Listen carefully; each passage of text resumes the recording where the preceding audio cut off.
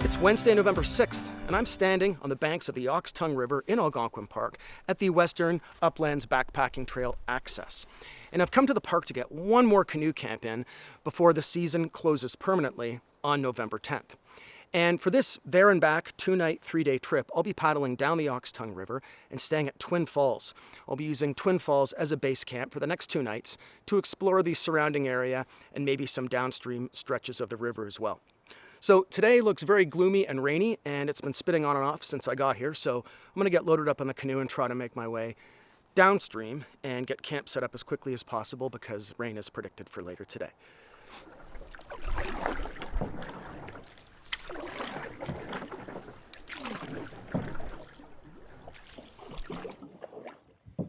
I've just launched at the Western Uplands Backpacking Trail into the Oxtongue River, and so far the rain has held off.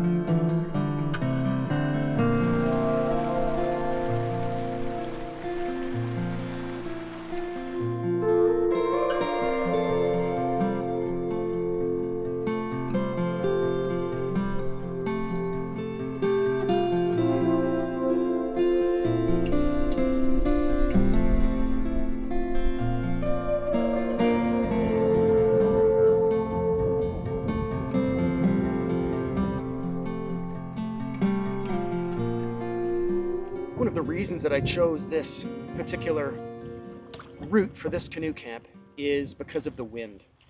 And over the next couple of days, the wind is, at least the gusts, are forecast to be quite strong, I believe 48 kilometers an hour.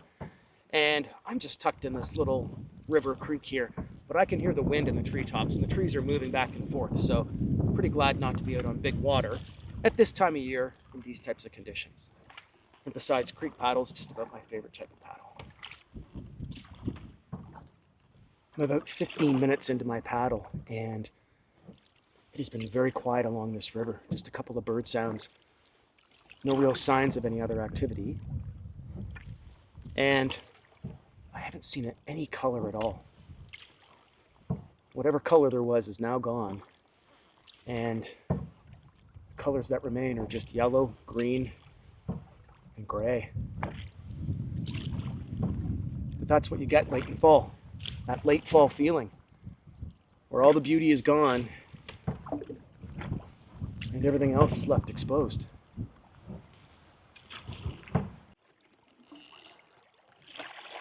Obstacle ahead. Some blow down here across the river. Thankfully, I can make it through on the far side. But this is the second fallen tree that has almost completely obstructed the river, but not completely. This has been a very meandering, windy paddle. Even though the river isn't much wider than 3 lanes of traffic, the wind seems to find a way to find me anyway.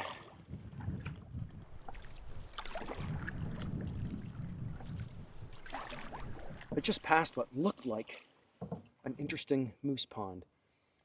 Maybe it's a tributary that feeds in, maybe it's just a swampy lowland. On Google Earth, I did see a lot of swamplands to the north of this river. But that will be an interesting spot to explore tomorrow, see how far I can paddle in there, and see if we can't see anything. I think I hear Twin Falls in the distance. And in fact, I'm seeing some white water. Twin Falls dead ahead, and the portage here on the left, which I'll be taking. In fact, the campsite is located on the portage.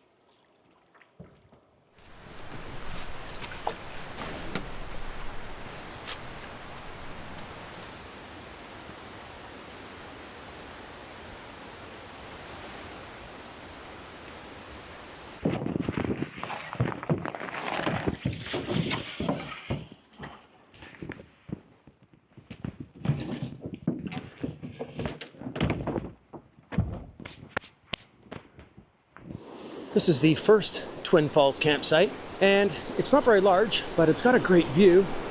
If you like the sound of running water all day and all night, I've chosen to stay at campsite number 2, where the sound of running water is much diminished. We can proceed further down the river, and there's a secondary campsite, just about 100 meters down. I've just walked the portage trail past the first campsite onto the second campsite, where I'm now standing.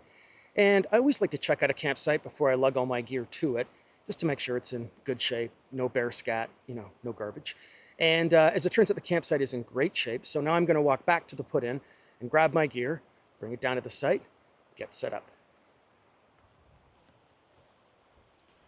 Well, it is a nice feeling to be set up here at the campsite. I've got the tarp set up, a tent set up, got my sleep system unrolled and ready to go. Brought a couple of bags of hardwood in with me, so I don't need to hunt for any wood today.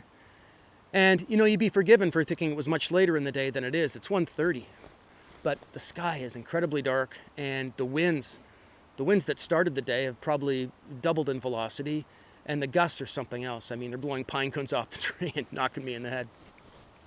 But it's that November feeling. It's those November winds, and they're different than the October winds.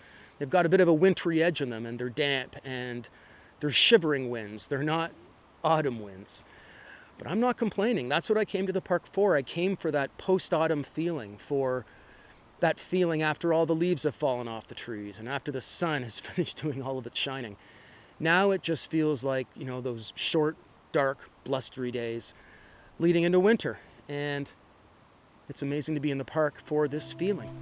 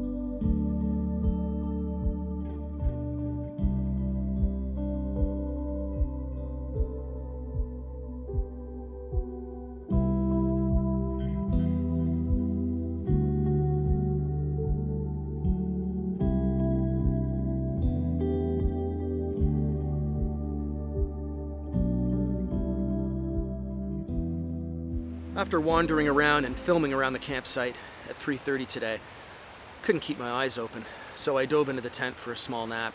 Got up around 5 o'clock, and by then it was almost already pitch black, so I'm not sure if I'm going to make dinner proper tonight or if I'm just going to snack on something and maybe make dinner for breakfast. We'll see.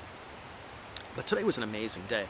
Paddle in took maybe an hour or an hour and a half with the filming and the stopping and the starting, but easy as could be. No rain and just a little bit of wind on the creek that was mostly in the treetops and didn't bother me at all at water level.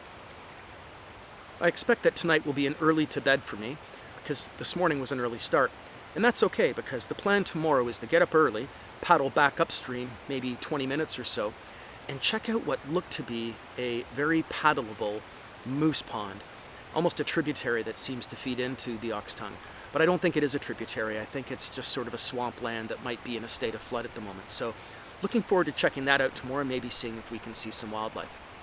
But it's not even getting light out until around 7 or 7:30, so not sure what time I'll push off tomorrow, but as soon as I've got daybreak, I'm going to make my way back upstream and see if we can't spot some wildlife. But as for the rest of tonight, I think I'm just going to get something in my cup and pull up a chair beside the campfire and just stay up as late as I can, listening to the sound of the wind and the rapids, and then get an early start tomorrow. Thanks for joining me on day one, and hope to see you on day two.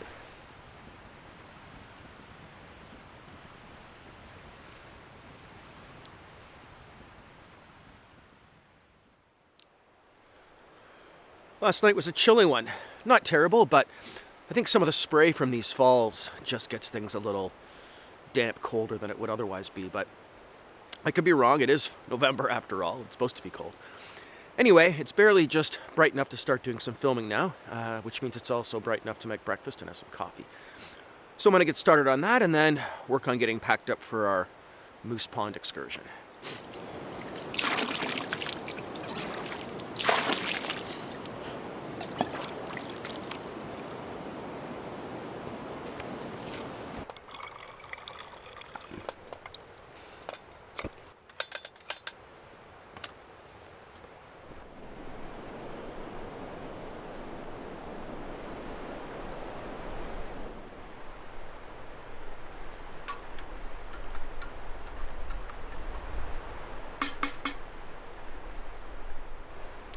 Usually I start my day off with coffee, but I'll tell you, there's nothing like a cup of hot soup just to start the day, even before the coffee sometimes. So I'm on cup one of my miso soup here, and I've been running around all morning doing stuff, filming. So I think I'm just going to take a few minutes and enjoy this soup and then think about a second one maybe, it's so good, or just move on to coffee number one.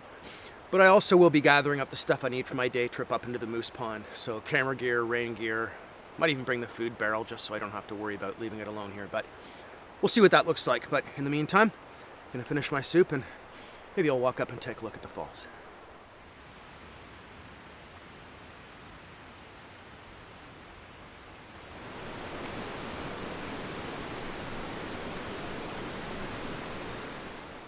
It's around 9:30 now and the sun has made an appearance, and the forecast today does have sun with some cloud, but it looks like the sun's winning out so far. Now, I finished my soup and I think I'm going to go straight on to coffee number one now. I have everything laid out for my breakfast sandwich, which I'll be getting started on after my coffee, but coffee's got to come first, and in between coffee and breakfast I'll continue to pack up the stuff I need for my day trip up to the moose ponds. I'm getting a later start than I wanted, but it was dark and I was hungry, and hopefully there'll be some moose still hanging around for brunch, because it looks like I'm going to miss them during breakfast.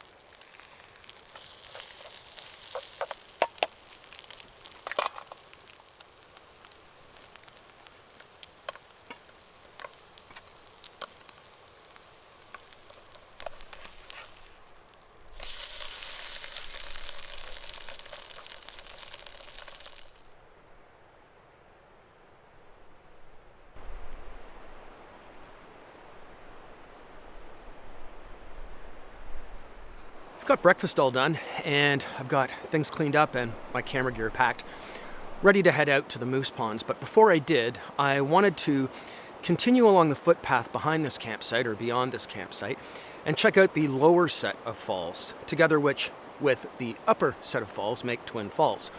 And the first campsite that I passed through on the way to my campsite where I'm staying right now was adjacent to the falls, and my site is sort of at a dog leg in between the upper falls and the lower falls.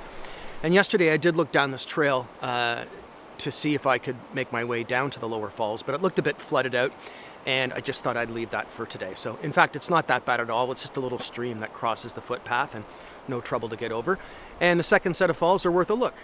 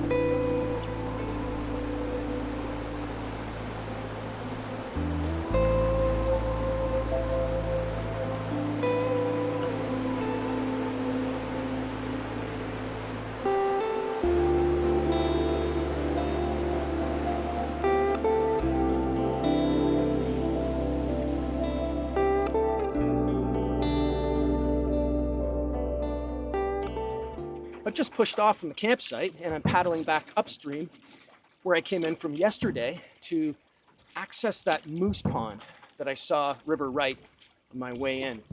And the sun's poking its head out, which is nice because without it, it feels sub 10 degrees for sure.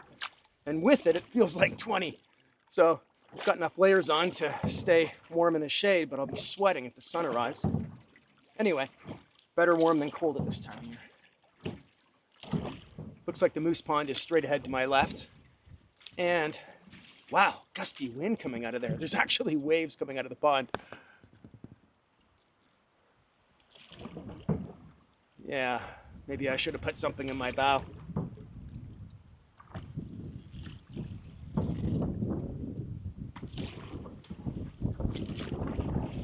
Whoop. Nope. I'll be getting spun around on that one.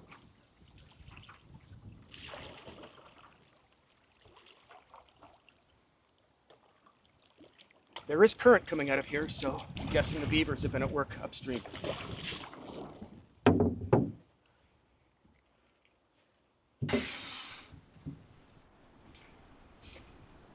Between the wind and the current, I'm not sure how far I'm going to be able to get up this little creek. I do hear like a little waterfall ahead, so that's probably the dam. Let's see if I can get to the dam, take a look over it, and see if there's any opportunities beyond the dam. It is shallow, so maybe I can pole.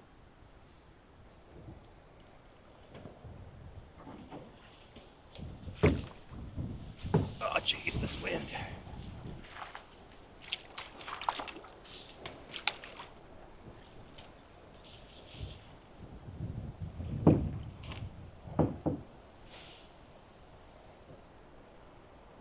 Well, I think I've hit a little bit of a dead end. This beaver dam, and it's not very big. It's probably 1 or 2 feet tall. But there's no place I can put my feet to actually get up that dam without getting my feet wet. And I'm going to try to avoid doing that today. It's November, the water's cold. But, on a summer's day, I think this is even sandy bottom here. When I put my paddle in to pole up here, it was very firm. So this would be a very worthwhile adventure in summer, but I'm not sure that it's going to be a fall adventure for me. Which is too bad, because there's quite a bit of open water up over top of the dam.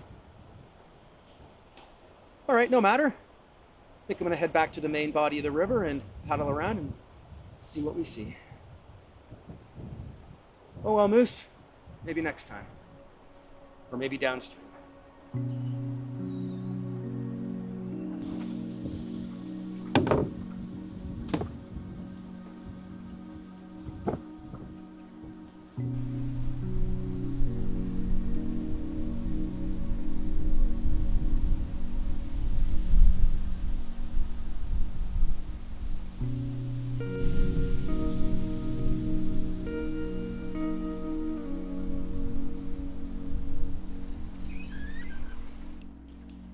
So many beaver trails on either side of the river, and a lot of them just disappear into the woods, but some of them seem to go on for a ways. So hopefully we'll find another one upstream. This might be something over here. It might be a little dead end. And that's a dead end. Further upstream, hopefully there'll be something. Just paddled past what looked like a little beaver trail running through some tall grass, but I think I may have seen some open water behind it, so let's go in and check it out.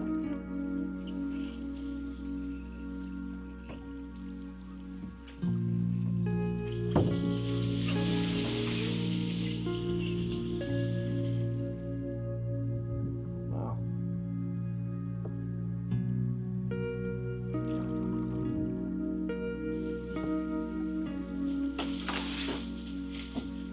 It's getting narrower and narrower.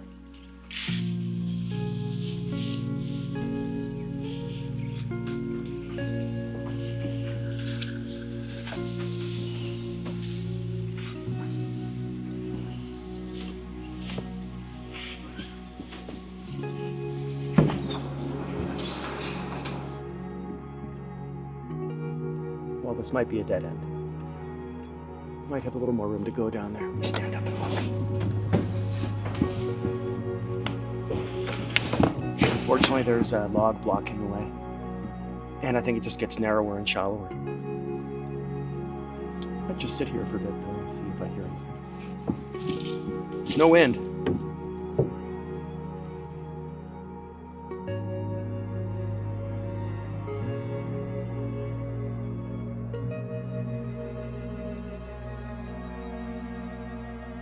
This is where I've just come in from, and I'll be reversing out of here back to the river proper.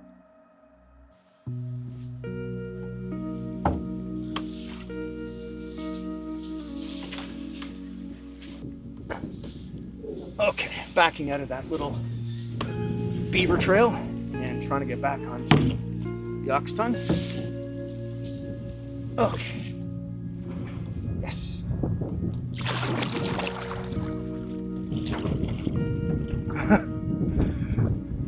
Here's the wind again. Okay, I see my little exit ahead.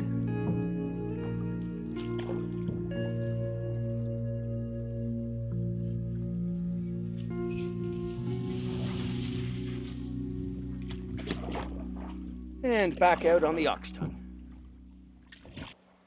I've paddled as far upstream as I can, and I've now come to the Swift, the same Swift that I paddled down on my way in. And I'm not going to attempt to paddle up the Swift right now. Instead, I'm going to turn around and make my way back to camp, and hopefully we'll get lucky with some wildlife along the way.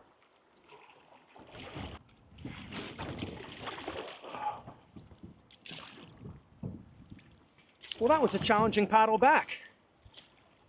I mean, there's not a ripple on the water, but the wind is crazy.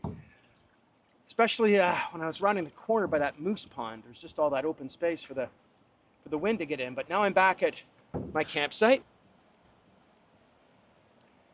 And it's a good feeling because it's around 3:30.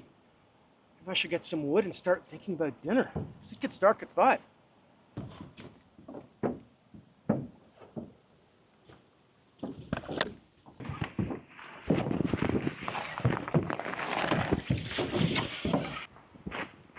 Well, it is very nice to be back at the campsite. I really enjoyed my paddle upstream, and even paddling against the current was no bother at all, but on the way back, the wind, the gusty wind, that was a problem, particularly because I've got nothing in the bow of my canoe, so there's some weather vaning going on. And in particular, when I pass the moose ponds on the way back, that open space has a lot of area to gather wind, and then it just funnels right down into the Oxtongue where I'm paddling. So yeah, I did a couple of 360s, but anyway, made it back safe. And that won't be a problem tomorrow with a full canoe, because tomorrow is supposed to be even gustier than today. But next steps for me will be to gather some wood and get something in my cup, chill out, sit down, and enjoy the sun before it's gone. It's a pretty cloudy day, so I'm only getting intermittent sun anyway. And we're coming up on 4 p.m., so probably another hour of daylight until things start to fade. So that's the plan, and off into the woods I go.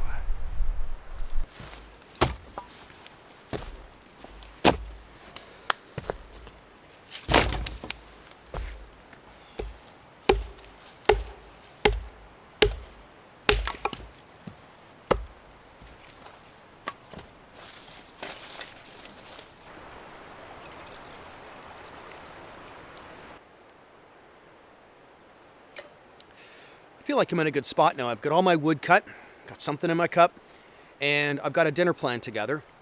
I'm going to have the kebab that I didn't have for dinner last night with rice. And I don't mind cooking the kebab in darkness, but I don't want to be mucking around with rice when it's dark. So I think the plan is, as soon as it starts to get dark, I'm going to put on the rice and get that set aside. And then when it gets dark, I'll build a fire and throw the kebab on, have the kebab, and enjoy the fire for as long as my wood lasts. And then I'll call it a night. So that's the plan. So the next bit of action doesn't happen until it starts to get dark, and we're probably half an hour away from that. So gonna settle in and just watch this water flow on by.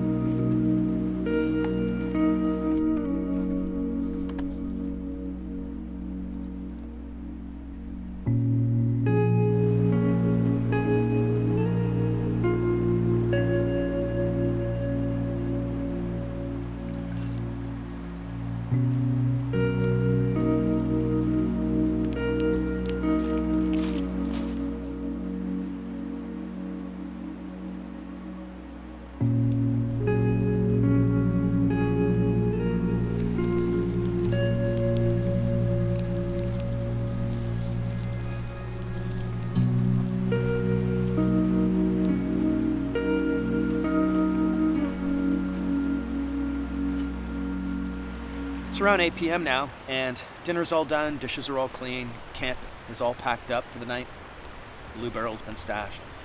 And all that's really left to do is finish up what's in my cup and burn this wood. But if I'm honest, I'm not really in a hurry to do it. This is probably my last camp of 2024, and to just be able to take in this late fall feeling, this November feeling, with all the winds and fluctuating temperatures is something I don't want to give up just yet. But tomorrow, it's over. Back to the car. So tonight I'm going to drink it in.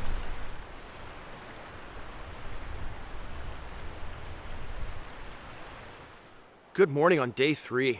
Just around 7 o'clock now, and wow, last night the winds were something else. It's like somebody was outside shaking my tent for half the night, but didn't bother me. Weather, temperature was, 5 or 6 degrees, so it was very comfortable.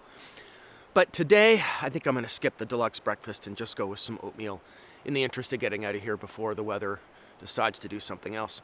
And also, the wind is very strong still this morning, mostly in the treetops, but I'm sure it'll be funneling along the river, so looking forward to getting past that. But in the meantime, it's oatmeal and coffee time, starting with coffee, followed by oatmeal.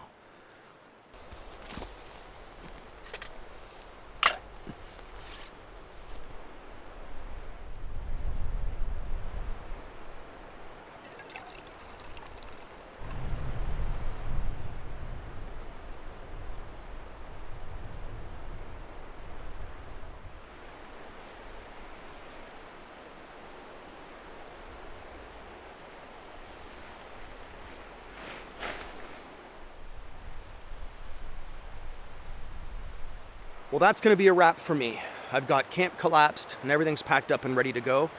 And all I've got left to do is finish what's left in my cup, which is coffee, and then make my way back to the put-in with all the gear, 100 meters or so down the trail behind me. But man, am I glad I came out for this fall trip. The weather was perfect. Maybe a drop of rain, And chilly at nights and at times chilly during the day, so you had to keep moving and stay bundled. But what a glorious fall feeling. Just that cool, crisp air, those almost depressing skies that, I don't know, I kind of like at this time of year. And, as far as wildlife goes, not much to be seen. I think the grand total is 1 kingfisher and 1 beaver at a distance. But who knows, maybe I'll get lucky with a moose on the way back. Anyway, I'm going to start packing my gear down the trail now before this weather decides to change its mind. Thanks so much for coming along on this short there and back trip. We hope to see you on the next one.